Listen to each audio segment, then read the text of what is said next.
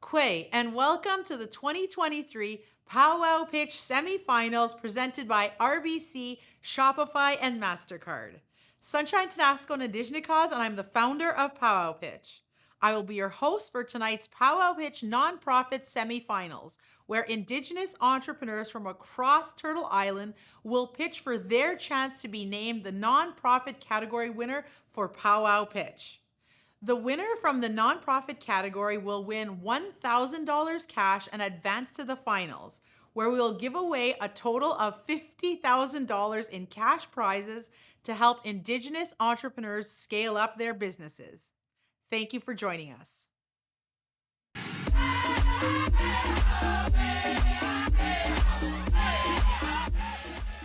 8 years ago today, I started Powwow Pitch with the vision of combining Indigenous culture and social innovation to create a platform to celebrate, showcase, and spotlight Canada's Indigenous entrepreneurs.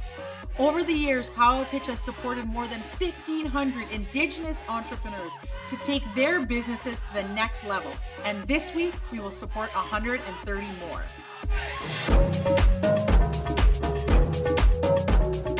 2023 has already been a landmark year for Powwow Pitch as we welcome incredible partners to the Powwow Pitch family, partners that share our values. Thank you to our presenting sponsors. Thank you to our silver sponsors. Thank you to our seed sponsors. Thank you to our collaborating partners. With their support, we have unlocked new opportunities for Indigenous entrepreneurs and grew our prize and grant pools to more than $200,000. This summer, 2,400 Indigenous entrepreneurs pitched live at powwows and submitted their video pitches from across Turtle Island, from nations like the Salish, Inuit, Métis, Cree, Ojibwe, Anishinaabe, Mi'kmaq, and Navajo. We shortlisted the top entrepreneurs from each category and matched them with outstanding mentorship in the lead up to this week's semifinals.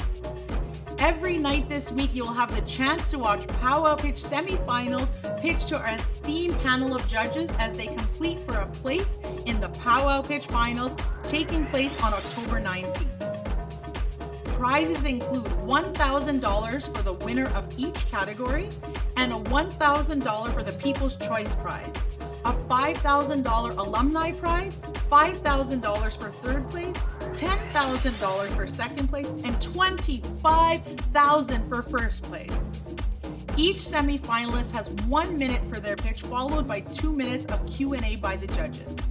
Judges are evaluating the entrepreneurs based on presentation, execution and follow-through, and the impact winning powwow pitch and the $25,000 would have on their business. Join the conversation online tonight using the hashtag #PowwowPitch. Let's begin by meeting tonight's esteemed panel of judges. Joining us this evening is Crystal Muldo, Senior Manager of Indigenous Markets at RBC. Glenna Tapper, Senior Manager of Communications at CIRA. Matthew Noddy, Alumni Champion at Powwow Pitch. Kate Karn, Director of Public Policy and ChangeWorks Coordinator at MasterCard. It's time to meet the nonprofit semifinalists. Let's get started. Bonjour, Annie. My name is Esther Maud, and I'm from Scout, Manitoba, and a mother of 7, but currently live here in Thunder Bay, Ontario. Due to a series of unfortunate events, a community of vulnerable children and families were going without an after-school program, which has inspired me to establish the Wapshka and Nimkibanasi after-school program. The WAP program is an Indigenous after-school program that is inclusive to all ethnicities. We create a safe space for families while striving to teach traditional cultural values. Additionally, we focus on fostering a healthy physical and social lifestyle. An example of this is our daily meal program and hosting of community elders and knowledge keepers. To date, we have assisted 265 low-income families. Indigenous and non-Indigenous families alike are finding it difficult to make ends meet, which is why the WAP program strives to expand throughout Thunder Bay, provincially, and one day nationally. If we win this grand prize, it will assist us expanding to other schools and to continue to develop our nutritious meal plan. Chimigwat. Great job. I am just wondering if you can tell us more about your support network and kind of the efforts that you and your community all do together to offer this program. So my support networks are a lot of the organizations throughout Thunder Bay. I have Grandmother's Voice and GZ. The school board has been a great support for us on being able to create the program and giving us the space to allow us to run the program in. Thanks. Yeah.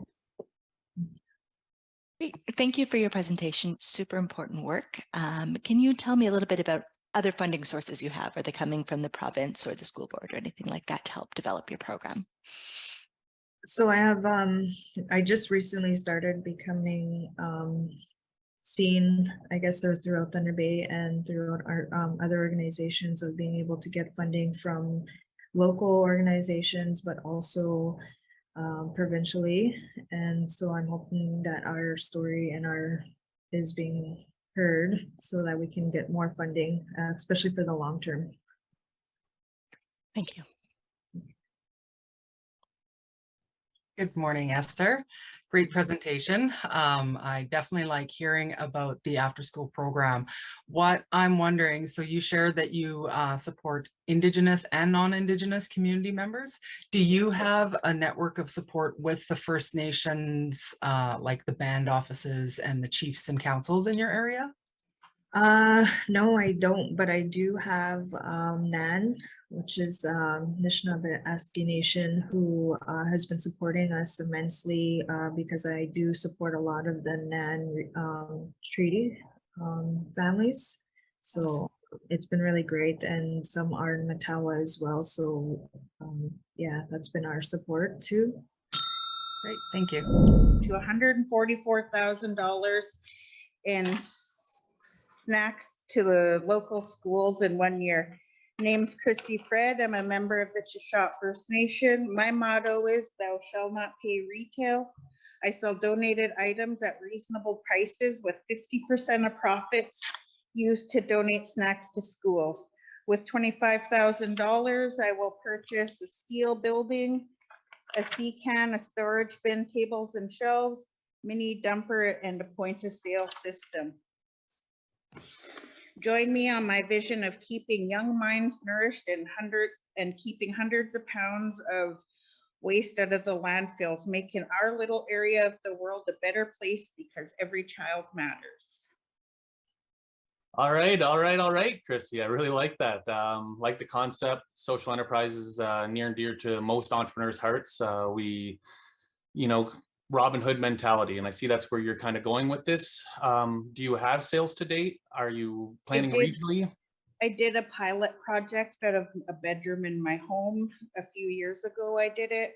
I'd done 2 half days per week on the pilot project, making $400 a week. And I ran the project off and on for 3 years out of our own home. So I was taking this stuff out of a small room and putting it outside day by day, removing everything and making $400. I would take $150, or I donated to 2 schools, $150 each school, and just kept $100 for gas because I was picking up donations. That's how it all starts. That's what I did with it to begin with. Right. Hi, Chrissy. That was a great job. I would love to know more about your background, how you got into this. I was at EA at Hahopiak School, which is one of the recipient schools. I was at EA and a former student of Hahopiak School. While I was at EA there for 5 years, I personally witnessed multiple teachers, multiple times a week, a month, purchasing their own snacks to help boost what they had in the class, because there was a lot of children with or without snacks or going there without breakfast. So I kind of used my EA experience to come up with the idea. Great, thank you. Get more food in the schools. Thank you for your great presentation. Can you tell us a little bit more about the mechanics of the model on how it works, from bringing things in to the sale and then making the donation? So I have a lot of support from the community. Right now, I have tons of people holding donations, waiting for me to get a bigger space. And As an incorporated not-for-profit organization, we aim to provide unwavering support to Indigenous parents on their personal, professional, and parental journeys. Our organization empowers Indigenous parents by offering mentorship, networking, and leadership programs tailored to their needs. Through our mentorship programs, we connect parents with experienced professionals who provide guidance and support, helping them navigate career challenges and personal growth. We also recognize the immense value of building strong networks. That's why we organize networking events and workshops that bring Indigenous parents and professionals together, creating meaningful connections and collaboration opportunities. In addition to our support initiatives, we have launched a social enterprise that rents business professional clothing at an affordable cost. This endeavor addresses the colonial barriers that many parents face that lack access to suitable attire for job interviews and professional settings. By providing affordable clothing opportunities, we empower parents to pursue their professional goals confidently. Tanze, I'm Kelly Kristen, and welcome to the Indigenous Parents Community. Echo State.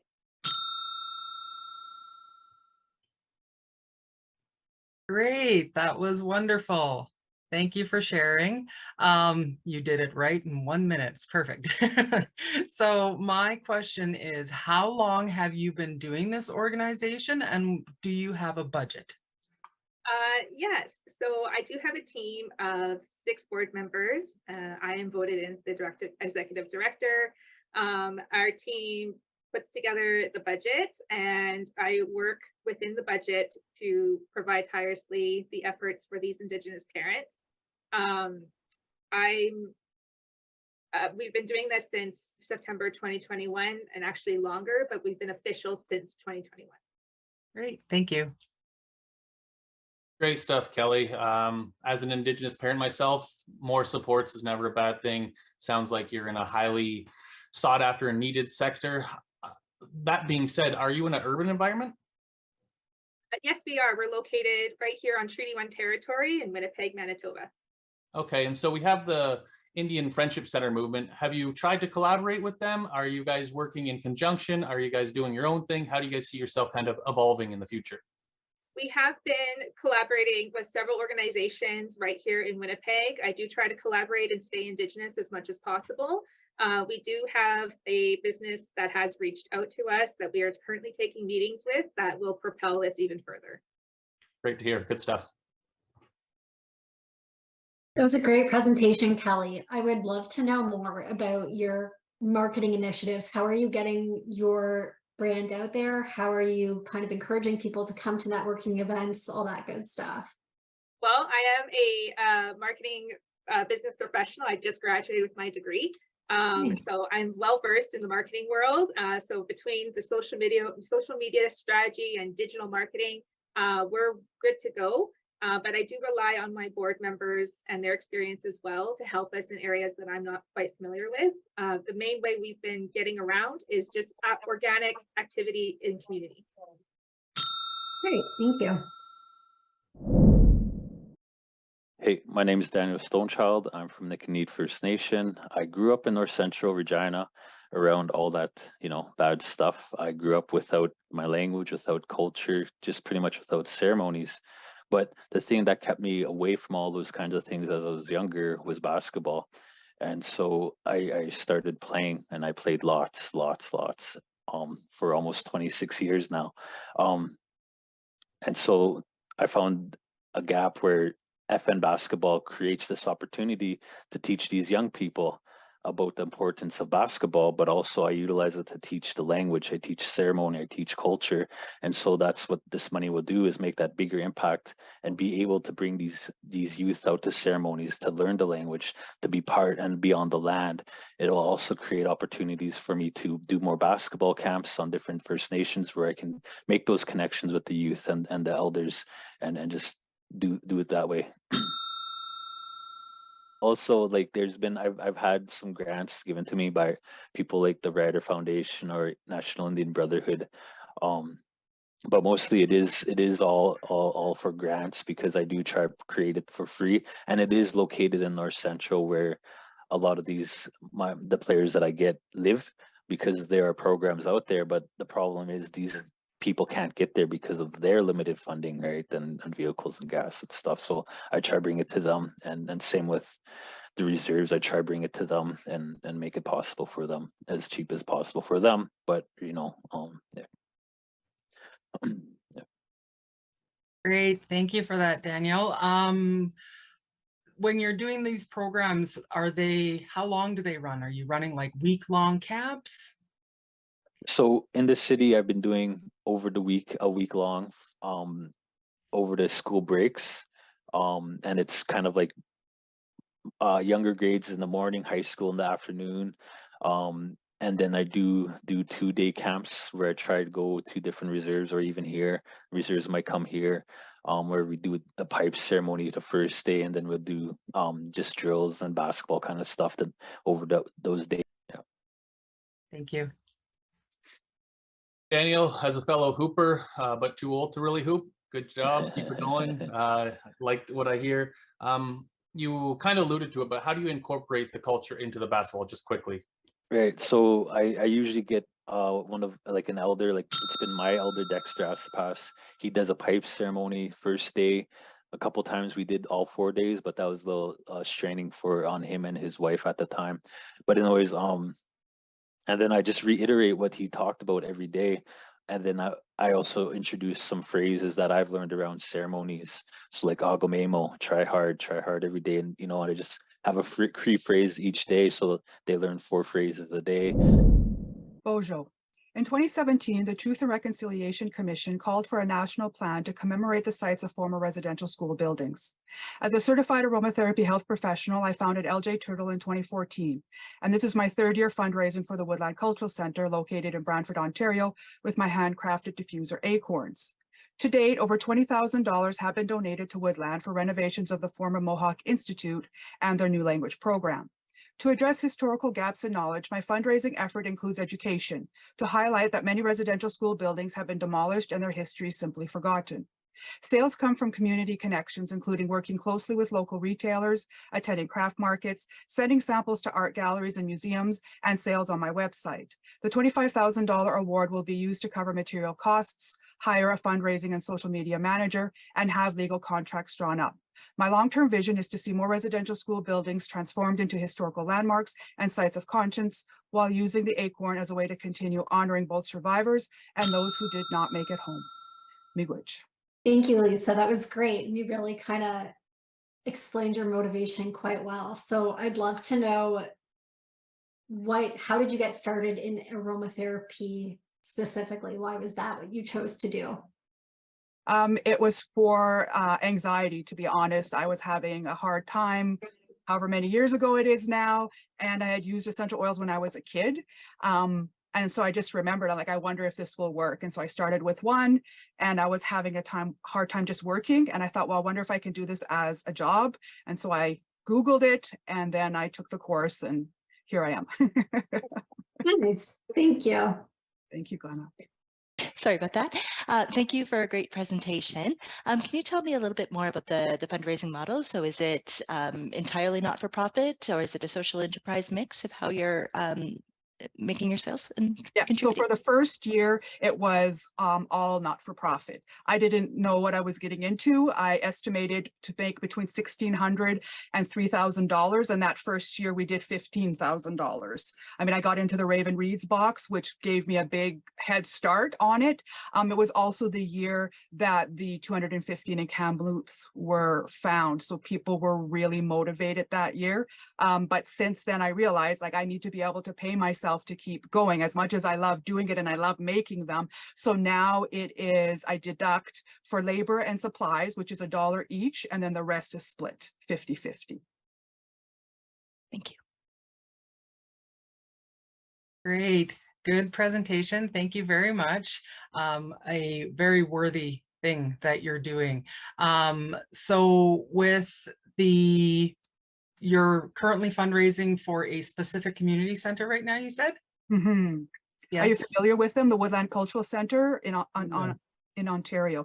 Yeah, so it's one of the last standing residential school buildings actually in Canada, but especially in Ontario. And the community there have reclaimed it and are renovating it. And they've also built the Woodland Cultural Center itself is adjacent, so that you can go in there for art gallery information. That's where the gift shop is. That's where they're also selling the acorns as well. And then the building is on site, but you can't take tours yet. It's not quite done.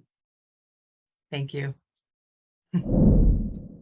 My name is Jasmine LaBillios, and I belong to the Mi'kmaq community of Opigunjik. I am soon to graduate from the University of Saskatchewan in the Masters of Indigenous Land-Based Education program, as well as a certified forest school practitioner.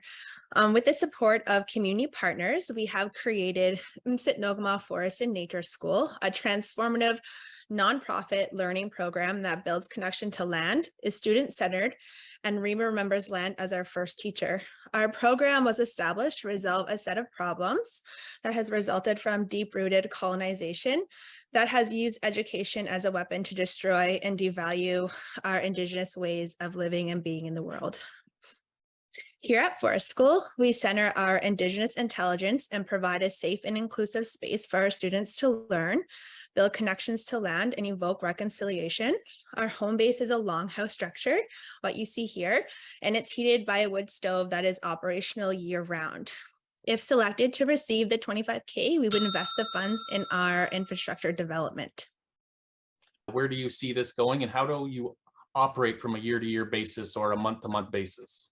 Yeah, so right now we have operated by applying for grants and securing those grants and using those to support our programming throughout the year. So we started in just last year, actually, in September. And so we did a full year of operation. And our plan is to use the 25K to invest to do lodging opportunities to host students for overnight visits. So we really want to just expand our programming, get kids out here for longer, and not just kids either, but also, family units, parents, grandparents, elders, knowledge keepers, everybody out here learning together. Because right now our programming just focuses on students kindergarten to grade 5. So we're really hoping to be able to expand that also to adult learners who are in programs such as mine, like the Masters of Indigenous Land-Based Education through the University of Saskatchewan. So being able to host groups like that, which we did last spring in 2022. Oh, McQuaig. That was great, Jasmine. I'd love to know, like, how long are the programs that you're running? You mentioned that you expand them. What are they right now? Yeah, so we do them from September all the way year on. We're actually doing a camp right now. I have like about 20 students on site with me. And yeah, we're just kind of doing that with the kids and hoping to just like continue and grow, and we're year round. So here in Northern New Brunswick, -30, doesn't matter. We're out here in the bush learning out on the land. Great, thank you. No problem. Thank you so much for your time. I am an energy healer, an eco-warrior, an educator, an international humanitarian, a business innovator, a single mother, and a true leader. I've worked over 15 years in the inner city as a board member, support worker, youth mentor, crisis and trauma counselor, and strengthening families facilitator. When the pandemic hit, I became an entrepreneur and channeled my energy into helping local businesses thrive through the pandemic, and I quickly found my niche. It has become my identity as the fixer, the voice of reason, and the guiding light, creating order out of chaos wherever I go.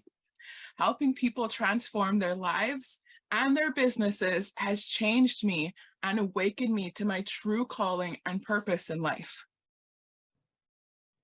After years of figuring out how to overcome stress, trauma, and fear, and learn to truly love myself unconditionally and be myself fearlessly, I combined everything I've learned into these mind reprogramming workshops.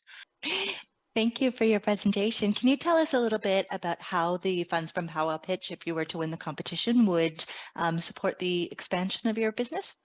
Of course. So the funds would go towards hiring a website developer to digitize this program so that we can reach more people online, as well as pay for the high school res tours that we're doing to also bring in more capital.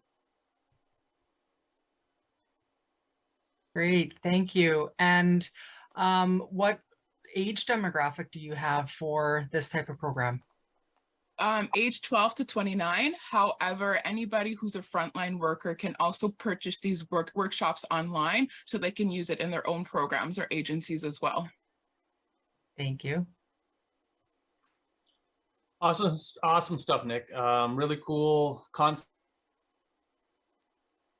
Oh, no. I'm wondering how, if I'm going to take this, how long is it going to take me to complete the module, and how does that process going with supports along the way if I'm doing online versus in person?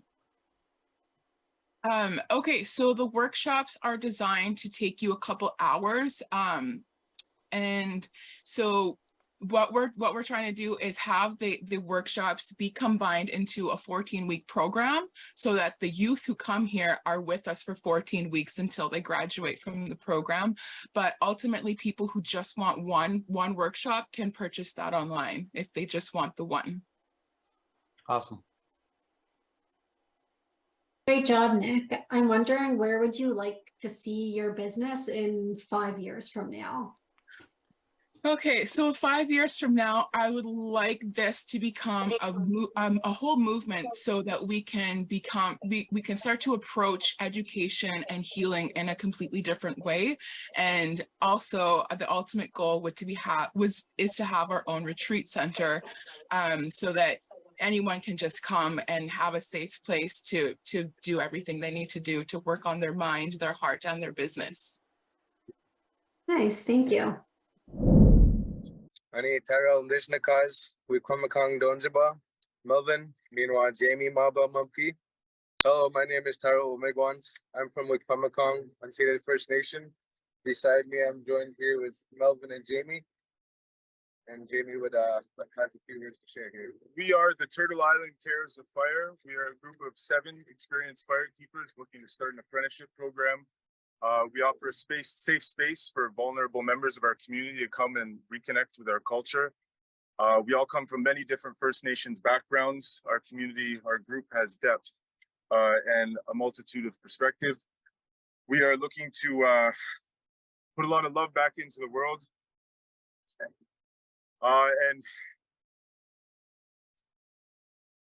yeah, also we're doing ceremony for the trees here. We'll be doing ceremony for the trees all in the city that are going to be taken away. We would like to say Miigwech. Many Miigweches. I forgot. Oh man, I totally forgot a bunch. I'm so sorry. That's all right. All right. What is a carer of fire?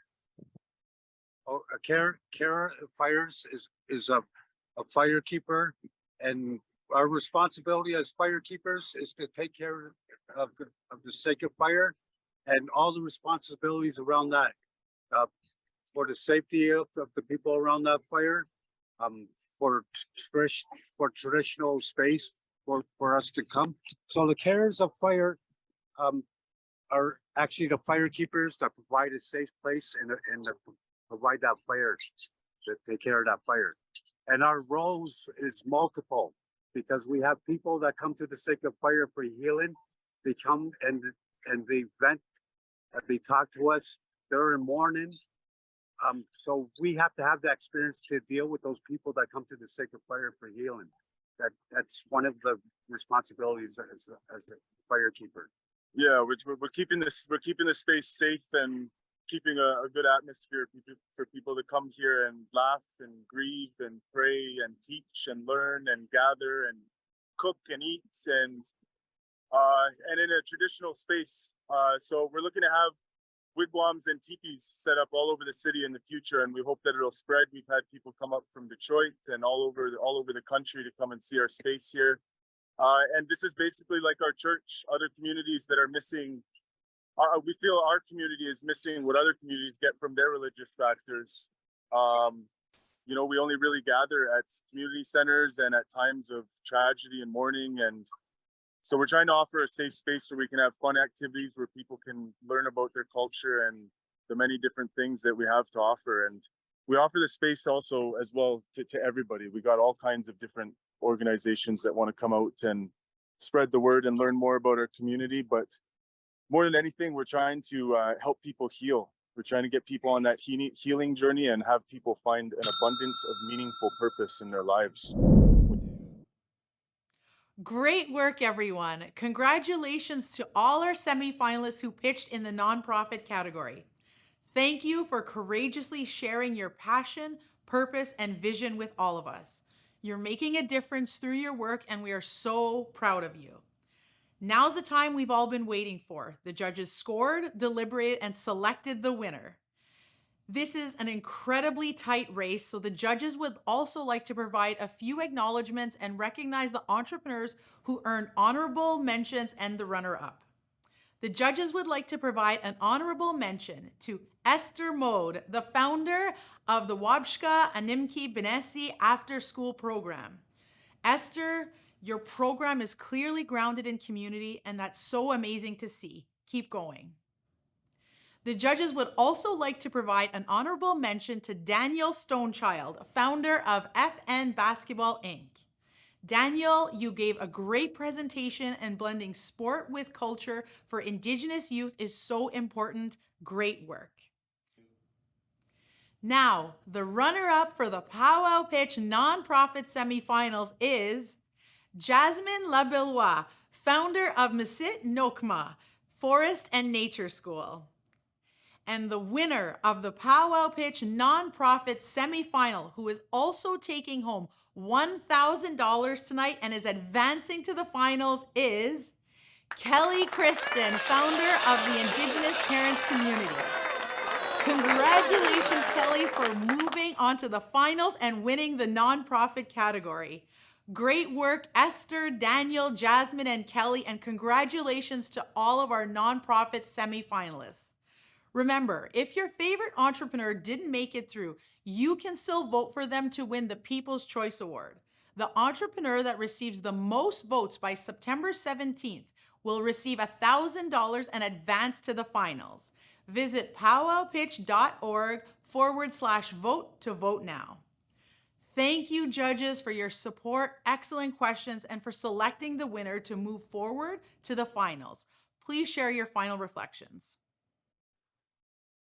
I just want to say, amazing job. The not-for-profit sector is a huge space that the Powwow Pitch hasn't really went in, and you guys exemplified why our people are good entrepreneurs and why we do what we do. We can do more with more.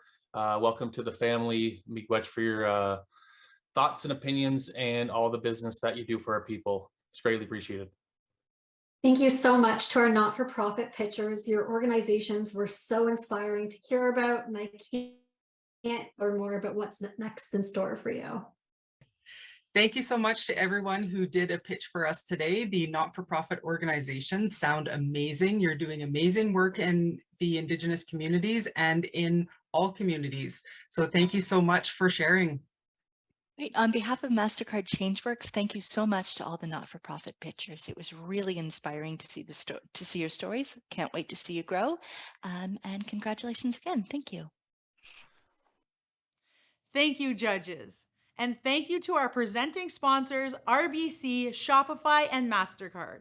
Our silver sponsors, Export Development Canada, the Indigenous Tourism Association of Canada, the National Association of Friendship Centres, the National Aboriginal Capital Corporations Association, Canada Post, Meta, Jelly Academy, Futurepreneur, Aritzia, and Raven Indigenous Capital Partners.